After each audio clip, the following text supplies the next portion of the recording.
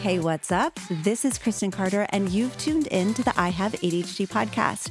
I am medicated, I am caffeinated, I am regulated, and I am ready to roll.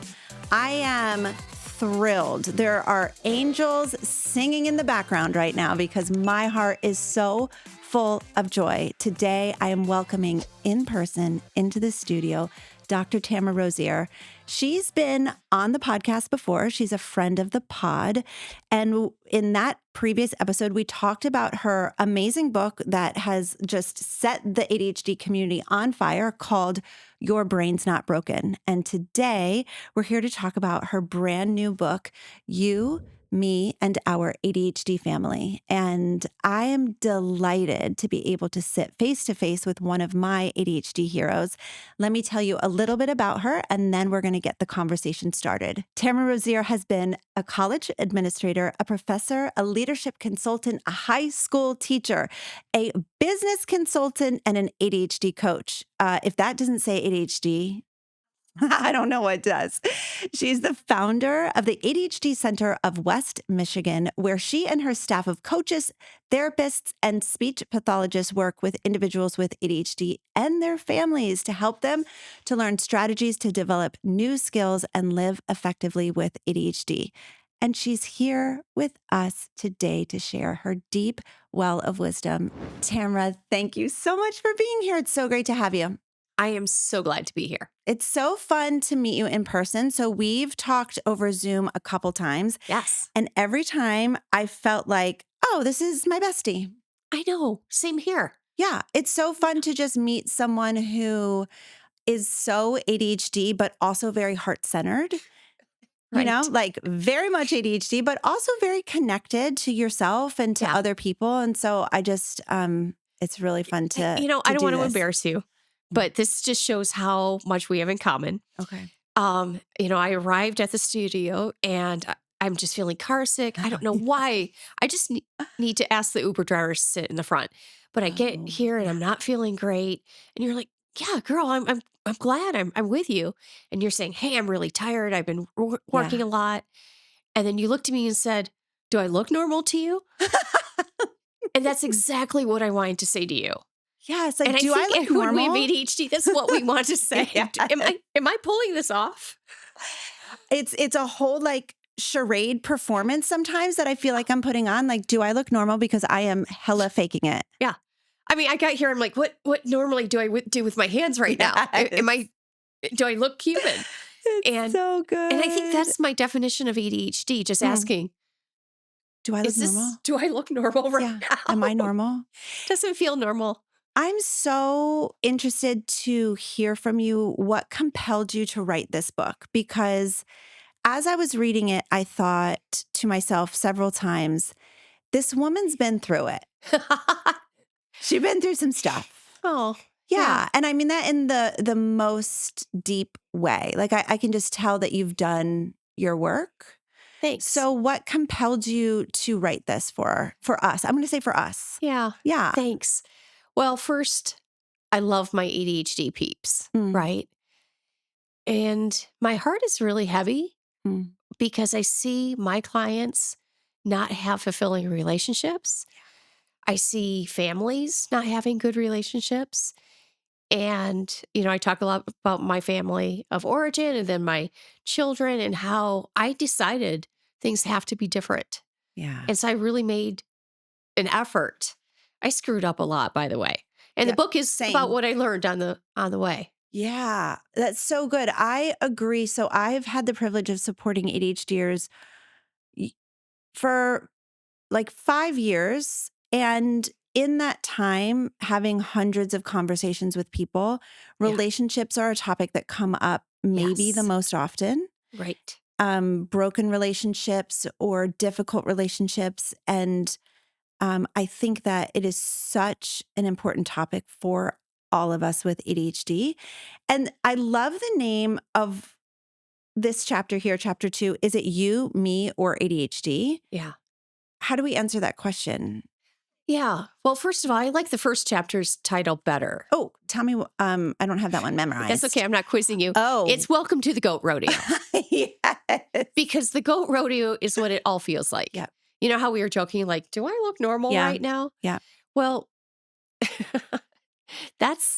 if you have a whole family, and ADHD is highly hereditary, Yeah. right? Yeah. You have a whole family, we're all going, am I normal Yeah. right now? Mm-hmm. And sometimes we're not saying that in nice ways to each other, right? And so when we ask, is it you, me, or ADHD? We really have to look at, I don't feel like I'm being myself right now. I don't feel like I'm being who I want to be.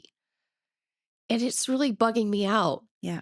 And I'm sad about it. Yes. And then this is happening in families. And so Yes. we want to work with entire families to figure out, yes, this is an ADHD trait. Doesn't mean we get to behave poorly, right?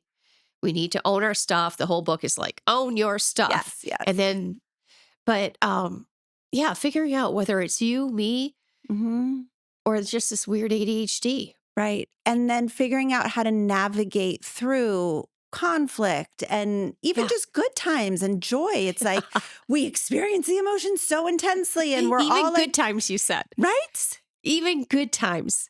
Sometimes, like, I'm sure you've had this in your family. Like, you guys are looking forward to going to the beach or a vacation or whatever. Gosh. I'm already And this should be a great time. Yeah. I'm already sweating. And everyone's happy. Yeah. And yet it goes off the rails. Yep. Yep. And like unmet expectations and this thing didn't get checked off the list and this kid is crying and like this one's throwing up over here and I'm mismanaging my emotions and a total hot mess. There you go. My husband's upset with me because it's just like. Yeah. Welcome to the goat rodeo. Yes. That's so good. As we get started, we're gonna do a deep dive, but would you just give us some encouragement off the bat? Like, is it possible for ADHD families to be healthy? Yeah, absolutely. Do you see any that are healthy? Because like I'm looking around like, where are we at? Yeah. You know, one of my daughters has always said, Mom, we put the fun in dysfunctional. Yeah. And what that means is we have a lot of fun as a family and we love each other big. I mean, you don't mess with one of the sisters because they will all dogpile, right? We're a tight-knit family, not weird like a cult tight-knit, but like, you know. I'm glad you made that distinction. Well, actually, families can be too tight-knit. We need individuality plus connected. Yeah. And I talk about that later in the book. But for the most part, in my family, we try to express things in an open, healthy way. Do we fail? Oh, yes. Yeah. All the time. Yeah. And so we need ways to repair. Yes. I work with families and I help them gain stronger skills. And then they start to work together better. And then they can really love each other better. One woman read the book. She is a 76-year-old. And she was so excited reading my book. She's like, I never read books. I'm reading this book. And Tamara, this is working. On the way over here, I was asking my husband questions about the baseball game he was interested in. I didn't know I was supposed to ask questions about my husband's stories. And he looked at her and said, is that why you were so interested? And she said, yeah, but it felt good, didn't it? Aww. And he said, it did feel really good. So I know that's just a tiny little thing. And that was a page out of the whole book. Sure. But I'm hoping people will find something to go, this is something I can do. Yes. Okay, so that makes me wonder, and I think about this a lot. Why do we ADHDers have to be taught the most basic stuff? Like, hey, in relationships with somebody that you love, you might want to ask a question once in a while. Like, why? I feel like everyone else has the rule book. They do. And we just were born without it. Yeah. And so why is it that we have to be taught everything? Oh, that's the most painful question you could ask. And And that's why. It's why I wrote the book. Yeah. Because, and the book isn't all basic, guys, I promise. No. But a lot of us with ADHD, we feel, even those of us who can kind of appear socially adept, we still feel like we're on the outside looking in. Yes. And I don't know if you felt it. I felt it all my life. I still feel it. I still feel it when I look at you and say, am I normal? Do I look normal? Is this fine?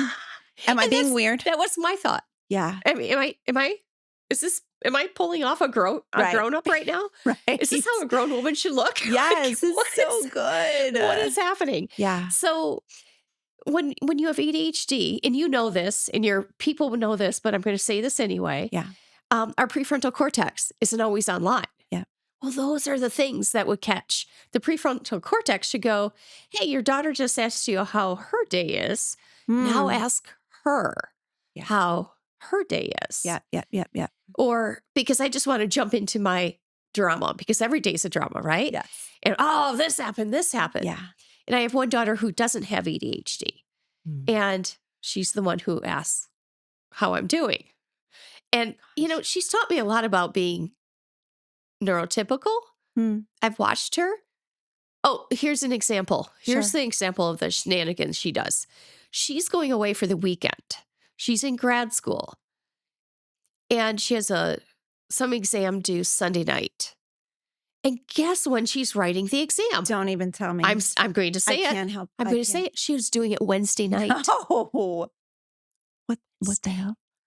Who does it on Wednesday? Yeah. Who even knows to think like that?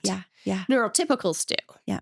And she said, well, I'm hoping to enjoy the weekend, and I won't have an opportunity because we're going to so-and-so's cabin and blah, blah, blah. And I'm just mystified by her understanding how the world works. Yeah.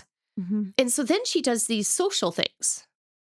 And all through elementary, through high school, she's had friends. And I've watched my girls who are social, they're funny, struggle with friendships. Yeah. And it's not just because the females with ADHD tend to have more difficulties, right? But it's painful being us. So painful. This, I think, would be a great time to chat about rejection sensitivity, because that plays out so much in friendships, but also in families. Oh, in families, in a big way. Yeah. I would love to hear from you. What does rejection sensitivity mean for you in the world of relationships? Like, how do you define it? How do you think it through? Yeah. Well, if you think in families, families are the place where we grow up and learn about ourselves first. They're the first time we look around and go, oh, here's who I am. And we start to form who we are based on these other people. Yeah. And the two most important people in that are your parents. Yeah. That's just a psychological thing. And if they have ADHD, or if for some reason they can't meet your needs, the child often looks and, well, what's wrong with me? Ooh. So this develops very early. Yeah. And then we develop these patterns throughout our lives. Now, I'm not doing justice to rejection sensitivity, but in families, we just start to learn to be people pleasers. Yeah. We learn to be more friendly. Yeah. We learn to be funny, maybe. Not pointing fingers, but you learn to be gregarious even. Yes. Yeah. Because that's all camouflage to cover up, please don't reject me. Yes. And remember the joke we talked about at the top of the hour here is when you said, do I look normal? Well, because I don't know that for myself, because I don't have that. Yeah. I'm going around to the world saying, please don't reject me. I don't know if I'm normal or not. Oh, that's so good. Now, I know there's a lot of people out there who go, ADHD's, my superstar. It makes me a hero. I'm awesome because of it. Great. Most of us are walking around with wounds from it. And I would just ask those people to be sensitive. I love how you put that, because I'm not as sweet and nice when I encounter people who say, ADHD is my superpower, or a recent book that came out called ADHD is Awesome. And I just want to like hit someone because as a whole, I mean, speaking for myself, of course, but then on behalf of the clients that I support, exactly, we are wounded. Yes. Like we are not okay. We're not. We're trying to look normal. We are trying to and it's taking a lot of energy. Yes. And then we're depleted and we still feel like maybe not accepted and maybe we're contorting ourselves and self-abandoning. Yeah. Just to be in the herd, in the group, in the tribe. Right. And gosh, that is hard. It's literally why I wrote the book, because I want people. So the first half of the book, it is called, part one is it starts with you. Yeah. In other words, get your stuff managed. Yes. Don't expect other people to manage your emotions. Don't expect people to manage you. Mm-hmm. Right? So get your stuff together. So good. Now, here's how you relate to your people. So good. Yes. I am so interested in the way that it kind of all plays together. Like, yes, we have to get our stuff together, but we also have to learn how to interact with people. And we have to be able to discern who around us is safe, who around us is toxic. And I know you have a whole section on that in the book. How do you help people to determine whether relationships are healthy or unhealthy? Yeah. So I turn it around a little bit. In part one, I talk about, are you a safe person? Yeah. And that's because a lot of my clients are like, oh, that person's toxic. That person's toxic. I'm like, hold up, let's examine ourselves first. Are you safe? Mm-hmm. I have a client today who just exploded at a family member. Wow. And yet I know when we meet that she will say that it was her family member's fault. Mm. Oh, that's pretty gross. Tough. Yeah. Yeah. So we have to start by being safe people. Mm-hmm. We have to start by really examining who we are. Mm. I grew up with a lot of toxic people. I grew up with a family who I don't want to be disrespectful, because everything that happened made me who I am. Mm-hmm. So in a way, I thank the people who weren't functional because they gave me insight and they gave me wisdom. But as a kid, that was really hard to grow up with. Real hard. And so I learned I would love to finish that sentence. I learned not to tolerate toxic people. I didn't. Did you learn to tolerate them? Because that's what I feel like I learned my that was the normal thing. That's what I'm saying. So, sorry, I want to be more uplifting than this, but it took me 40 years to figure this out. Yeah. Because I just, I married someone who had traits. Like your again, family? I want to be respectful to those people in my life who, they taught me things. Mm-hmm. So I don't want to ever do tell-alls where I'm like, oh, this person, I'm a victim of this or this. Mm-hmm. I want to be respectful, but I kept getting into toxic situations. Yeah. I worked at a toxic college. Wow. It was a small college. Yeah. Absolutely toxic. Yeah. I worked at all these different places. And what's funny is I kept accepting it. Yeah. And finally, a counselor said, well, you just accept that. And I literally looked at her and went, wait, do you mean I have choices? Wow. And that was a big, big moment for me. Mm. And she's like, yeah, we tend to choose workplaces that we would also accept as a family. And yeah, she was really good. Yeah. My nickname for her was the detective, because she could always That's draw the truth out. Oh, that is a good therapist. So the detective really showed up for me. Dang. And she was asking me a lot of hard questions. Yeah. And so I appreciate that. Mm-hmm. And so now I know toxic people, but they're not in my life. Yes.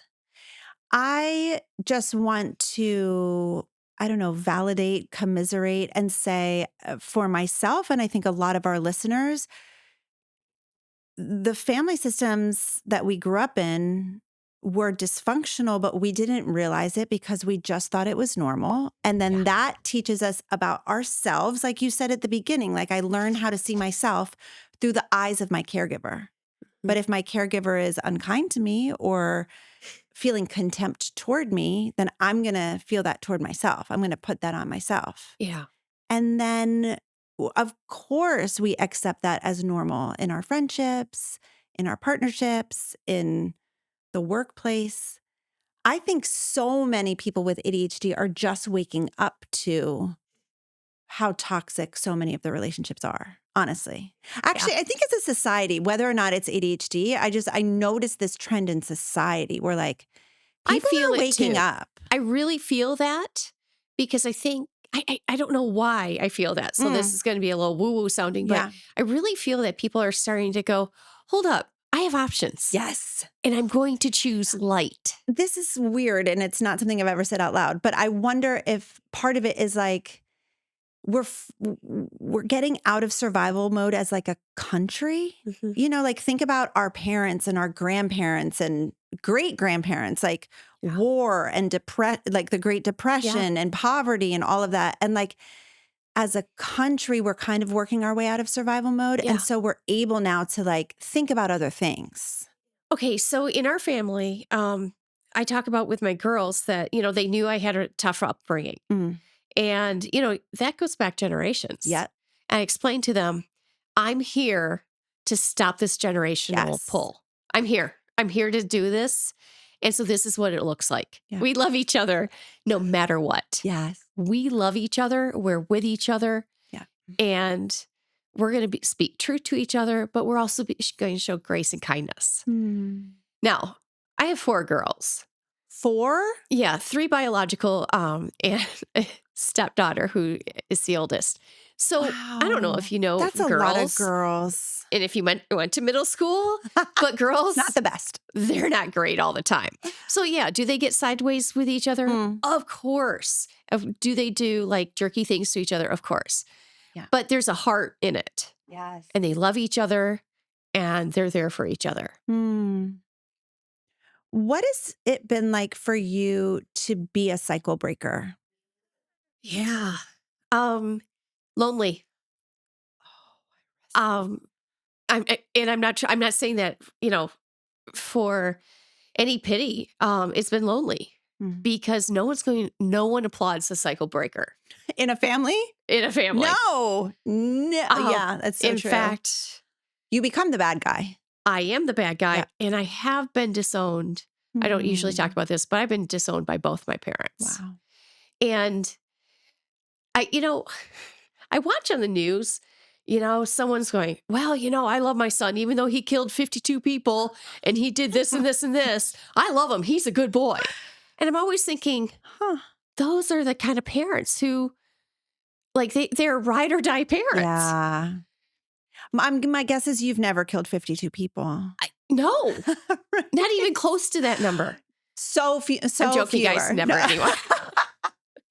So good. But yeah. And so, I just see sometimes when I work with clients, they have these parents that will just love them so thoroughly. Yeah. And my heart aches because they can't see that love and accept that love. Yeah. So yeah, it's lonely. It's so lonely. I'm the outcast. Yeah. I chose certain decisions and was disowned as a result. Not to get too deep into it, but the decisions, was it like boundaries and how you wanted to raise your own family and what you would and would not tolerate? I'm just guessing. Yeah, no. One happened when I was 12 years old. Lady. I will say this. I ran away from home. I decided I couldn't live like this. Good for you. And so I negotiated my freedom with one parent to be sent to the other parent. So, that was so I was always known as the bad kid, right? Yeah. What is it like being known as the bad kid and then moving into the professional world as someone who was literally like a professor, a school administrator, a teacher, a coach, a consultant, like that's not an insignificant rap sheet of like what you've been able to accomplish. But Oh, that's sweet. well, it's You're going to true. make me cry. That's so sweet. See, do you see what happens? Someone's Yeah. nice to me. I'm like, whoa, I can handle mean a lot better than that. Yeah. Right? I feel that. I know. By the way, that's an ADHD thing too. It's just like this craving for being seen, maybe? Right. So, it's so funny. I started out as a high school teacher, and that was the best thing I could ever do. Cool. Because I learned to love. I learned to love unconditionally. I learned I could lead well. Yes. Guess what? I was really good with at-risk populations. Shocker. Yeah. Why would I be good? Oh, I don't know. Because I had ADHD. Yes. And they amused the heck out of me. Yeah. I remember teaching and I was having fun. My class was laughing. Man, we'd act out Shakespeare. Everyone was having a great time. And there were other teachers just doing worksheets. And I thought, am I doing this wrong? Like, I'm loving my job. Yeah. I think I'm doing this all wrong. Yeah. Yeah. So that was the job that helped me figure out life a little bit more. From then on, I just kept lily padding on from one thing to the next. Yeah. That sounds about right. Yeah. That's so great. I love it. Everyone with ADHD knows what to do to improve their lives. You go to bed at a reasonable time and you wake up early, make a list, cross the things off the list in order, manage your time well. Yeah, we know what to do, but ADHD is not a disorder of not knowing what to do. It's a disorder of knowing exactly what to do, but not being able to get yourself to do it. That's why ADHD is so frustrating. We're smart and we want to succeed, but we can't get ourselves to do the things that we know we should do in order to make improvements. That's why I created Focused. I'm a life coach with multiple certifications, and since 2019, I've spent thousands of hours coaching adults with ADHD. Time for me to focus on you. Hello. Welcome to your coaching call. I am going to be coaching you today on relationships. I know what it takes to help an adult with ADHD go from hot mess express to grounded and thriving. Focused is my monthly coaching membership where we go deep and we get to the root cause of what holds us back with ADHD. I'll teach you how to understand your ADHD brain, regulate your emotions, and accept yourself, flaws and all. With this foundation, we build the skills to improve life with ADHD. And not only do you get skills and tools in Focused, but you're surrounded by a huge community of adults with ADHD who are also doing the work of self-development right alongside of you. Dr. Ned Hallowell says healing happens in community, and I have absolutely found this to be true. As a matter of fact, listen to what actual Focus members have to say about being in this program. What can I say about Focused? Full community of people who have issues similar to you, and no one judge you. Focused has really supported me with my difficulties in asking for help. I've been encouraged and cheered on by the community. I really like that you can do as much or as little as you want. It's not just about the volume of the content, it's about the quality.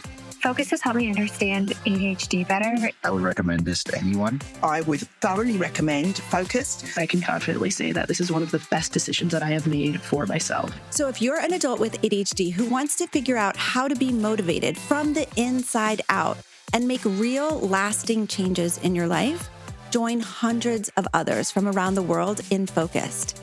Click the link in the episode description to check it out. So we were talking about safe people and toxic people. What do you think is the hallmark difference? Like one or two big things between a safe person and a toxic person. Yeah, I actually talk about it in the book, but I don't connect them this directly. Sure. So in the book, in the first part, I talk about the difference between survival and transformational thinking. Yeah. Survival thinking, we all do it. It's not bad. It's not anything corrupt in us. Mm-hmm. We do it out of sense of survival, but it's a very egocentric state. I'm thinking about my needs, what I want. Transformational thinking is where I'm a little bit bigger in spirit. And I can look at you and I can love you and I can see your needs and look at my needs and how can those needs match up? Like I'm taking a bigger picture. Yeah. People who are in survival thinking, you want to be careful of. Because they will cut you. They will cut you. And it doesn't mean all survival thinkers are dangerous, but I would watch for anyone.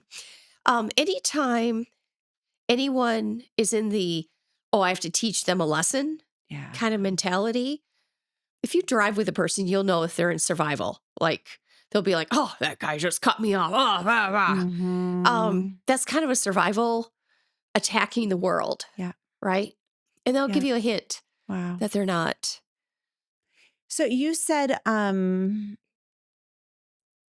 actually, I'm not sure what you said, but it triggered my thinking to the part of the book where you talk about the different types of lenses through which we can see the world. Yes. Would you talk about that a little bit? That is in the same chapter. I knew that it was You're tracking with me, girl. Okay, You're good. tracking. We are like this. So I do talk about the telephoto lens. Yes. And that's like survival thinking. And survival thinking is when we get really honed in. And I talk about it because those of us with ADHD can do this. Yeah. Like it's our job. Yeah. Because we're like, I just have to finish this. And all heck could be breaking loose, but we're trying to focus here. Yeah. Right? Here's an example of my survival thinking. I'm trying to leave the house. And if you're like me, it takes sometimes 7 times. Like me trying to get into bed last night. Back and forth. I counted 7 times. I'd get, I forgot this. I forgot this. Right? Well, I'm trying to get out of the house in the morning. And my husband wants to know, because the guy likes me, he wants to know what time I get home. And I'm like, that's impossible to know. Theoretically, there's a calendar, but that can't know that. Yes. And he's trying to ask me questions. Yeah. I'm trying to remember, turn off the back porch light, do this before I leave. Don't bug me. Don't bug me. Stop it. Yeah. Because that's an example of my survival thinking. Yes. That is not the best self that I want to show. It doesn't integrate well with others. It doesn't. Yeah. No. So then what are other lenses that we can use? Yeah. So the opposite of the telephone, there any other lens, right? Anyone but that Any one. other lens is transformational thinking. And transformational thinking is when I can really start to be who I am. And I look at a person and I can see them. I don't see them as what they're a threat to me or what they can do for me. I see the person in front of me. I see the soul in front of me. Right? Yeah. That's how I'm in transformational thinking. I know what I believe. I don't have to push it on you. Yeah. I'm okay with that. I know who I am. And I know we just made jokes about like, do I look normal? Right. Do I know who I am? Who am I anyway? But at the core, you know who you are. Yeah. And you know where you stop and others begin. And so if someone is being toxic to me now that I'm super old and have learned a lot, if someone's being toxic to me, I'm like, oh, you're having difficulty. Yeah. That's not my stuff. I will leave you to that. I just think that specifically is one of the hardest things for someone with ADHD. And this, I think, is, well, maybe this whole conversation is just all about like the overlap of relational trauma and ADHD and how it all works together. But it's a big stew that it's all mixed like in. A very big stew. And one thing in myself that took me forever to learn, and then also now helping my clients, is where do I stop and someone else begins? Like those exact words. Yes. And I realized that all of my formative relationships were extremely enmeshed. Yep. And in my family, there was not autonomy, that we did not have the gift of autonomy. And so it was enmeshment and kind of like melding into each other. And in order to be safe within that system, that's what just had to happen. And so exactly. You learned the rules. Oh, that was the rule. Yep. Yeah. And we all learn the rules, right? Like that's just what we do. And thank God we do, because then we get to survive in our families. Right. for a little while. But learning how to be a separate person and not let someone else's stuff impact me and derail my entire day has been probably some of the hardest work of my life. Oh, that is the ADHD world. Okay. Can you speak to it a little bit? Like, how does someone learn we are separate and I can have empathy for your experience, but I don't have to take on your experience and make it my issue? Oh, girl, I wrote a whole chapter on unregulated empathy. I right? love the title of that chapter so much. Because so good. But it's at the end of the book. And the reason I put it at the end of the book is because you've got to figure out so much of this other stuff first. Yeah. Yeah. And you have to figure out who you are, what you believe in, and where you end. Yeah. And, you know, I'm married to a really good man who has ADHD. Ooh. And his ADHD isn't delightful like mine is. His ADHD is very cranky, I think. And it's not the fun kind. no, not like me. Not pure like joy. you. Yes. Pure joy. I think that's the variation of my ADHD called. But his is cranky. Yep. He has cranky ADHD. So last weekend we had to take down our deck. And we have a big, huge deck. We love it. It's our third living room when it's just, we love it. And he did it all by himself. Mm. And he came out, he's like, can you help me with just one thing? Great. And I so appreciate the work he's doing. But listening to him, he is like, oh, well, I don't know why. And it's just Cranky. Yeah. To objects, not to me. Yes. I want to be clear. He wasn't cranky to me. Sure. But as an ADHD person, what do? You're absorbing all of it. Yeah. No, I'm super old and I've done a lot of work. Yeah. But still. And so it's a temptation to let that through. Yeah. And instead I'm like, semi-permeable membrane, Tamara. Love. And I have to remember, like, and I literally kind of imagine like a little bubble coming over me, like, that's his process. You are not his ADHD coach. Yeah. And guess what?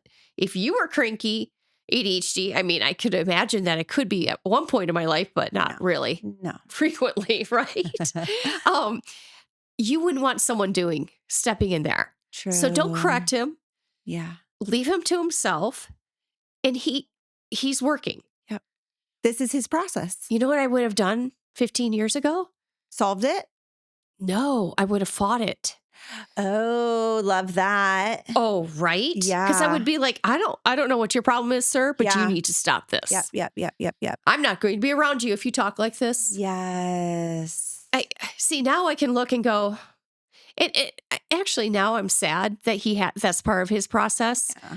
Because I know what he's doing. He's trying to think out loud. Yeah. Everything's harder than what it should be for him. Of course. I mean, for all of us with ADHD. Yeah. And he doesn't like the feeling. Yeah.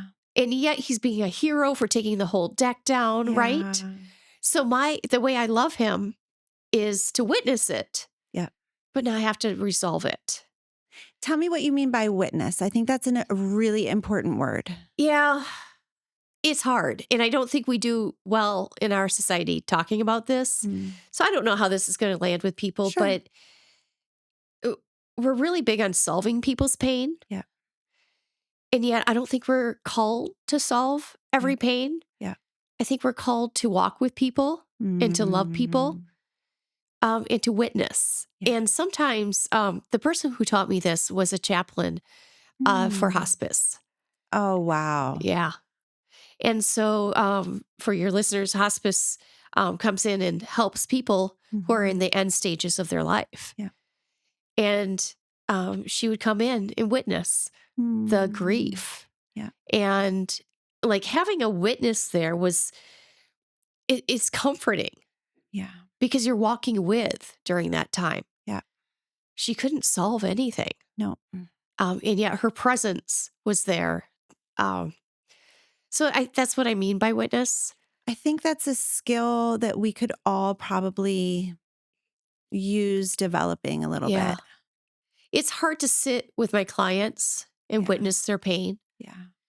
As a trained coach, we don't solve problems, but we walk with them.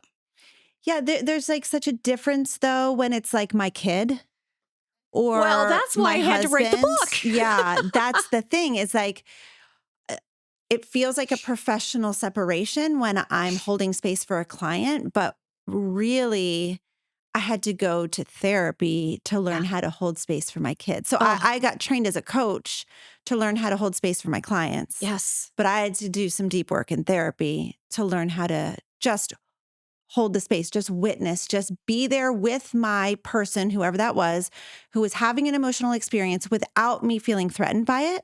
Yes. Or feeling upset by it, or feeling just this compulsion to want to fix it, fix it. Yeah. That's literally why I wrote the book. You know what? That's my new answer from now on. Can we go back? Sure. Hey, Tamara, why did you write this book? You know what? I wrote this book because parents have a hard time. And we have a hard time as family members not acting compulsively out of love. But we make it worse. It's love, but I think also for me personally, it was self-preservation because I didn't feel safe unless the people in my life were stable.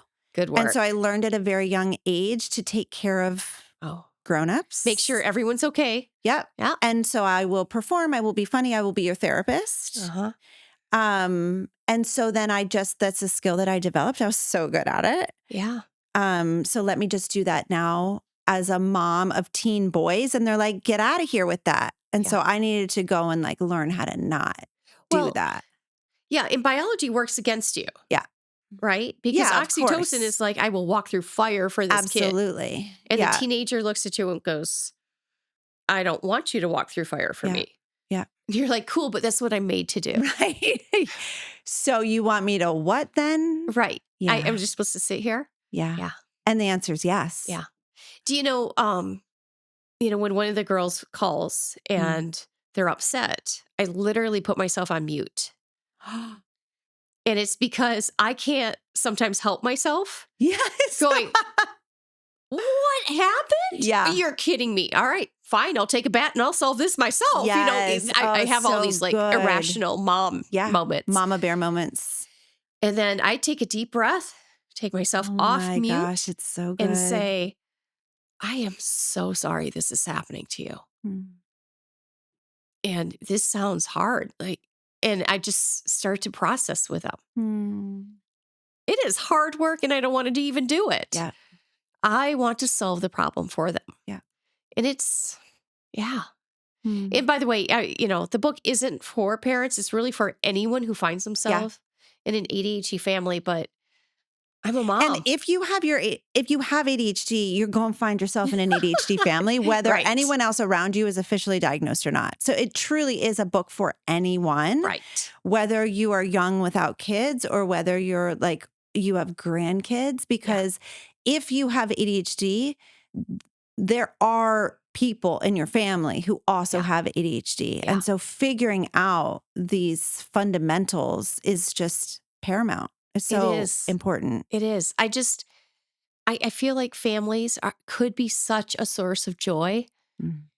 And I see a lot of people missing out on that.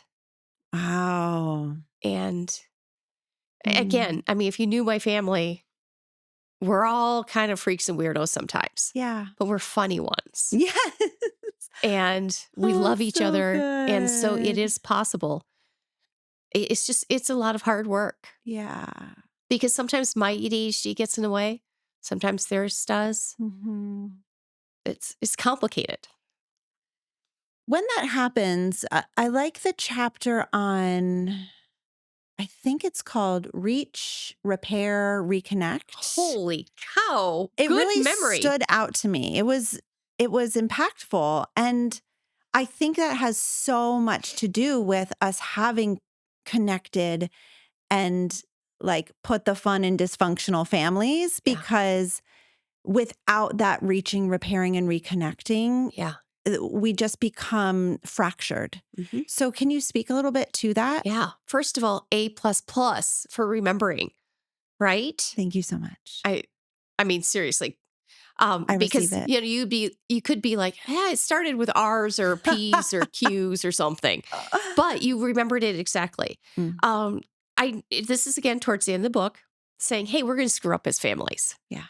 And I was noticing from my own family and from all the families I work with, they didn't have a repair process. Yes. And so some would be... Wait, pause. Yep. Sorry, Nope. not sorry. When you don't have a repair process, we sweep things under the rug. Exactly what I was going to say. And that is like the hallmark trait of so many dysfunctional families is we sweep it under the rug. We're not going to think about it. It's fine. Don't talk about it. Right. It's fine. Okay, go. Yeah. No, that's exactly I couldn't contain it. So let's say, you were trying to talk to me as I was leaving the house. I'm like, oh, for crying out loud, stop talking to me. Yeah. Yeah. Well, that's unkind. Yeah. That's not who I want to be. Yeah. Right. So if we just handle this ADHD world, I would say, well, you should know not to talk to me when I'm trying to leave the house. And I get all self-righteous. Well, the truth is my behavior wasn't great. Yeah. So I need to own that. But I find a lot of my ADHD clients go, it'll flow down the river. It's fine. Totally. And so the sad thing is, if I yelled at you, you're going to remember how I made you feel. If I keep doing that, you're going to keep remembering how I made you feel. Yeah. And you can still choose your own feelings from that, but you're going to remember. Yeah. That initial sting. Yep. That initial primal response, Yeah. right? So I recommend a 3-step process because we can follow 3 steps. And you demonstrated you can even remember 3 steps. ADHDers, we can do it. And so the first one is to do a reach.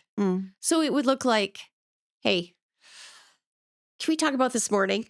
And if you're still really mad, you have the right to go, no, I'm still a bit peeved. Yeah. Need some space. And then I would say, okay, do you want me to ask again or do you want to circle back with me? Oh, I like that. Right? And so it's just, now sometimes the reach can just be, hey, do you have a second? Right? But it's saying, I want to reach out to you. Again, when I teach this, I hand out my hand or I hold out my hand. I'm reaching for you. Okay. And a lot of people are missing that reach. Yeah. But then we need to go into a repair. We actually have to, hey, I wasn't my best this morning. I didn't get a lot of sleep and I'm not trying to make excuses, but I want you to know that's not who I want to be. Yeah. And I really hope you accept that apology. Now, sometimes it's more complicated than that. And the repair takes a lot of time. Yeah. Sometimes it's not. Yeah. Right? And then finally, there's reconnect. And then the reconnect is, now that we're repairing, let's find a way to start putting the connections back between us. So here's an image I use. Let's say you and I have words. It's almost like we cut these invisible strings between us. Yeah. Now, it doesn't mean we stop loving each other. It means we cut those strings. Well, now those strings are gone. When we do the reach, that's one string to come back. When we do the repair, we're putting more strings. And then when we do the reconnect, we're adding more strings. It means we're connected by these invisible threads. And that's why that process is so important. Again, this goes into the category of things that we should know. No, I don't think this is this category. No. Tell me. Because if we knew this, neurotypicals would be doing it like it was their job. And I don't see neurotypicals really doing better. that. Yeah. That makes me feel better. I think this one we get a pass on. I think really this is good just because I was learned. like, gosh, this is just like another thing that we weren't taught or that we would the part of the rule book or the handbook that we were never given. But yeah, I think you're right. There are, when I think about the workplace environments and school environment, like there's a lot of neurotypicals who don't know how to reach, repair, reconnect. But here's the thing, those invisible threads between us? Yeah. When you have ADHD, we see and feel those threads. Like very deeply. Yeah. Yeah. And so this reach, repair, and reconnect, so important to us because we need those threads to know I'm connected to you again. It's okay. Why is it almost more important for us ADHDers? Why do we feel that more deeply? Does that go to emotional regulation or like, what is that? Well, we do every emotion big. Yeah. And so we love big. We love And big. it's not just people pleasing or, rejection sensitivity. No, we love big. Yeah. We Yeah. love our animals big, Mhm. right? We love our people big. Mhm. We love in a big way. Yeah. And so those invisible threads, they make us feel okay. Yeah. It's like we love in a big way, but then also when there's a fracture, we also feel that in a very big way as well. Yeah. Yeah. Oh, gosh, yeah. Fractures are just, Yeah, and it's hard for us, right? Because, again, the prefrontal cortex Yeah. goes offline. We're thinking from the limbic center. Yeah.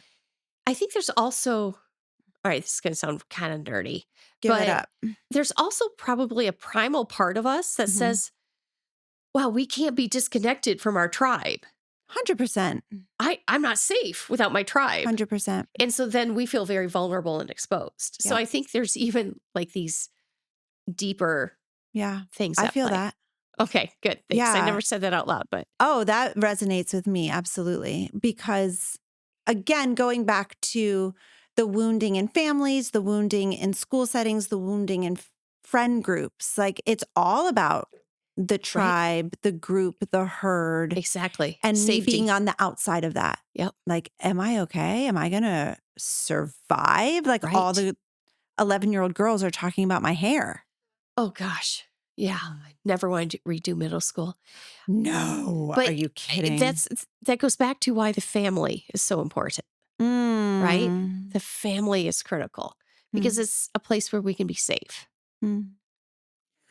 What do you have to say to ADHD parents who are listening who are getting those pangs of like, shoot, I don't think I did this with my kids when they were little. And I don't think I Right. was the parent that they needed. I coach so many people when we talk about healthy relationships and that kind of thing. They say there's so much regret that they have for the way that they just like didn't know any better with their kids or maybe knew better but didn't have the resources to do anything. Yeah. What do you have to say to parents who are like feeling a lot of regret right now? Well, first of all, I can say I used to be one of them. Yes. I mean, there were times I would call one of my daughters and say, I'm sorry, I did this wrong. I mean, I had my first child at 25. Yeah. And then 27. And, 20 years ago, that wasn't abnormal. Yeah. Right? Yeah. Today is not as normal. Yeah. It seems. But I felt like that too. Yeah. So at first I want to say to parents, I get it. You know why? I love my kids. I love my kids so much that I wanted to be perfect for them. Yes. And the reality is I showed up every day and I know I tried my best at the time. And sometimes my best wasn't good enough for them. Yeah. So then I would tell parents, please be kind. And if you have something to apologize for, legitimately apologize to your kid. Yes. Go do that. Yes. Don't sit there feeling all resentful or remorseful, rather. Go do that. But make the repair. Yeah. Do the reach, reconnect, and repair. Or I'll get it right this time. I wrote it. Let me teach you, Tamara. It's reach, repair. I literally said it right. That's hilarious. But do that. Yeah. Otherwise, be kind. Yes. Did they turn out? Yes. Are they still learning? Yes. Are you still learning? Yeah. You're part of this is all a journey together. And so when we step back and go, this is a journey, this wasn't a test that I failed. Oh, that's good. Say it again. That meant I was listening to myself. This isn't a test that you failed. Yes. This is a journey that we're on together. I think you just really unlocked something for me because I think that when I'm talking to clients who are just so full of regret and kind of desperate to like, what can I do? What can I do? I think it's that they feel like they failed a test. Right. And they're not realizing like, as long as your kids are still alive, like go reconnect. Right. Go make that repair. Go Right. reach out to them. Do the things because it is just a journey. It's not like you get one shot at it. Like you get to, your kids are still your kids. Right. And as someone, do I want to say it? Oh, it's a hard question to answer from me to me. As someone who has struggled in the relationship with parents, even at 43, if they were to reach repair, reconnect, Yes. I'd be down. Right. And if you weren't, you wouldn't be healthy enough. Yeah. If they were really at a genuine place. Yeah. That's what I'm saying. Yes. Yes. Of a place of health. Yeah. Saying, hey, I see some things. Yeah. I would have done it differently. Yeah. Or even to say, I didn't know to do it differently. Yeah. And I'm sorry that affected you. Yeah. Right? Yeah. If you were at a healthy place to go, yes. Yeah. The reconnection, reconciliation. It's like, I don't think what parents don't understand is that it's never too late to repair with your kiddo. As long as the kiddo, I guess there may be some boundaries there still, right? But like you can still do your part of making a repair. Yeah. Families wound us so deeply. Ooh. And it's amazing. So I have a great imagination. Okay. Like I already know that from the title of your books, like something about squirrels, peccadillos, like yes. Yeah. So I have a great imagination. Yeah. And something that's helped me put this all into focus is I imagine that before my life began, I was like, hey, Tamara, you're going to go to Earth. You're going to have these things. Okay. You're going to have these kids, but you're not going to meet them till later. You're going to have these parents. And you know what? They might do things, but this is part of the agreement because we want you to kind of grow and learn from some things. Yeah. Right. And then I accept that assignment. Yeah. And so I don't hold grudges against my parents. Yeah. Again, they made me who I am. Yeah. Yeah. They left some scars. I couldn't have written You, Me, and Our ADHD Family. Wow. Yeah. Sorry, I got teary-eyed saying that, but yeah, sorry. Please don't ever apologize for being authentic. Well, I don't like to show a lot of emotion though. So, but that's the truth. The truth is, I just, because of the place I'm in emotionally, not everyone is in this place yet. Yeah. But I'm in this place. And so I could go, this was all for a purpose. And I'm okay. She says as she's tearing up. But anyway, she's okay. Blotting the tears from her eyes, saying, I'm okay. I think that is a beautiful representation of health, to be able to feel something so deeply and still know that you're okay. Yeah. And again, like I'm not, if someone's listening going, you don't know what my parents did to me. I'm sorry. Yeah. Because there are people who had it far worse. Yeah. I read stories that are just so true. Horrific. So true. And I listen to my clients that are just horrific. Yeah. And I'm not saying you have to be at that place. Yeah. You have to give yourself time to heal. For sure. And anger is a great part of the healing process. It is. And naming harm is an important part of the healing. Like all of that is so I am not important. trying. Again, I'm old. I've gone through those stages. Yes, you've been through I've the earned stages. those badges. Yeah. So, That's so good. Thank you for being willing to go through what you did as a girl and learn all of the lessons along the way so that you could put them into this precious book. Why are you being nice and making me cry right now? That's really my question. I think it's because you deserve to be told that this is really an important body of work. And I just so appreciate it. Thank you for reading it. It means the world to me. I highly recommend, obviously we will link it in the show notes, You, Me, and Our ADHD Family. If you have ADHD or if someone you love has ADHD, go buy the book. It's so good. Thank you for being here, Tamara. This has been really special. Well, thank you. I love being here. Thank you.